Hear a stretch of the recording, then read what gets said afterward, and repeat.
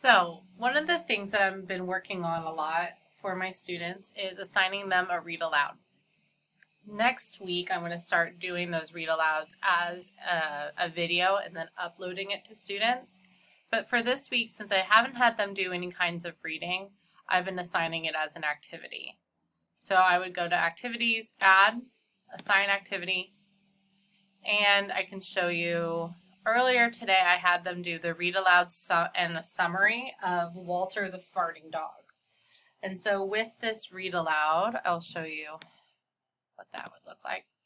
I wrote the name of the activity, and then I did the instructions. I give a little bit of a synopsis of what the reading will be about, and then I ask them to, after watching the act, to fill out a graphic organizer and then write their summary. Because I do have Plus, I am able to upload, attach a template that looks like this with multiple pages.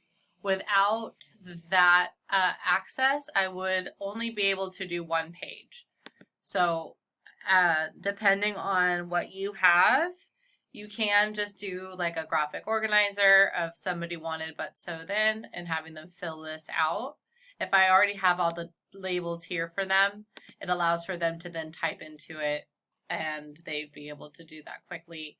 Or you can always just ask them to write a summary. They can either upload a summary of on a piece of paper, or they can use the label tool here and type up their summary using at least 4 sentences. So anything that you assign here will be things that they can do. So whatever I put out here, all students will be able to get. So this is a great way of putting sentence starters or activities that you want students to work on. But I digress. So for me, with my summary, or for my read alouds, I will always, when doing the activity, I attach an example. And so here I attached the link to the YouTube video of Walter the Farting Dog. And they were able to, on the iPad, when they go in as a student, they're able to click on that and watch the video. And we'll right now show you what it looks like on the student end. Save, assign.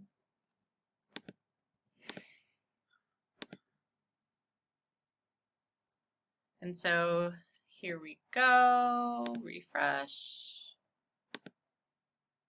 Gotta love technology. So here's that read aloud that I assigned earlier today. When a student goes in, this would what it would look like. And they would have, those are the activities I asked them to do. But here in the instructions, they would be able to click on this link and it would take them directly to that YouTube. And then I did have it signed in to start right at that point. So go to Wix.com. One thing with YouTube is there are ads, so we have to be careful of that. So here's that story that I had them do today. Earlier this week, I did have them do a different read aloud, the Storyline Online website. For this activity, I had students do the character was, problem they faced, and then at the end. I had them write a sentence to outline each part of the text, record them explaining the different parts, and then drew a picture to illustrate each part of the text. So this was the activity I had students complete after they watched the video on Arnie the No Nut. And this website I do like because it does not have commercials in the beginning of their YouTube video, and that way it is a little bit safer. But my kids really enjoyed Walter the Farting Dog today, so I couldn't help it. So hopefully that kind of answers your questions of what I've been doing for read alouds.